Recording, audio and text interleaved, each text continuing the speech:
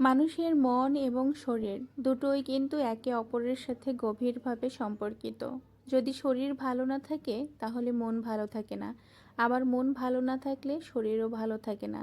ইদানিং যাবৎ আমার হয়েছে সেই জ্বালা, শরীরটা কেন যেন ভালো যাচ্ছে না, তার সাথে শরীর মনটাও ভালো নেই।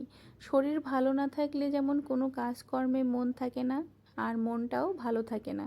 সারাদিনই মনে হয় শুয়ে বসে কাটাই, কিন্তু শুয়ে বসে থাকলে তো আর কাজ হবে না, সব কাজকর্মগুলোও তো সাথে সাথে করতে হবে। গিয়েছিলাম ডাক্তারের কাছে, ডাক্তার দেখিয়ে এসেছি। ভিডিওটা ছিল শুক্রবারের, অলসতার জন্য কিন্তু ভিডিওটা এডিট করে পোস্ট করতেও পারিনি।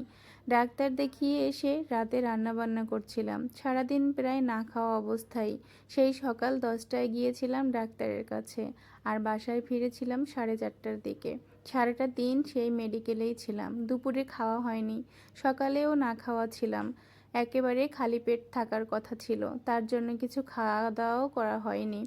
বাসায় এসে সামান্য কিছু ভাত ছিল, তাই খেয়ে ঘুমিয়ে গিয়েছিলাম। বিকেলে উঠে রাত্রে রান্নাবান্না শুরু করলাম। বরেরও খাওয়া দাওয়া হয়নি, সে আমাকে ডাক্তারের কাছে রেখে চলে গিয়েছিল ঢাকায় অন্য কাজে। তার সাথেও সারাদিন আর দেখা হয়নি। রাতে এসে মুরগি রান্না করলাম, তার সাথে এই যে পুঁই শাক বেছে নিয়েছিলাম। পুঁই শাকটা এনেছিল তার আগের দিন, শুকিয়ে গিয়েছিল। রাতে ভাবলাম যে শাক খাবো না, তারপরও রাতের বেলায় রান্না করে রাখলাম যাতে শাকটা নষ্ট হয়ে না যায়। মুরগির মাংস রান্না করলাম, তার সাথে এদিকে চিংড়ি মাছ দিয়ে পুঁই শাক ভাজি করলাম। ভাজি বলা যায় না, সামান্য একটু ঝোল ঝোল করে রান্না করেছিলাম, খেতে ভীষণ ভালো হয়েছিল। তার সাথে রান্না করলাম মেয়ের আবদারে পোলাও। মেয়ে কয়েকদিন ধরেই বলছিল মা একটু চিকেন রান্না করো আর তার সাথে পোলাও। মেয়ের বায়না, আসলে মা জাতটা আসলে অন্যরকম। যতই শরীর খারাপ থাকুক তারপরও সন্তানের মুখ থেকে যদি কিছু বের হয়, সেটা যতক্ষণ না পর্যন্ত পূরণ করতে পারছে ততক্ষণ মনের ভিতরে একটা খোঁচাখুচি ভাব থাকতেই থাকে।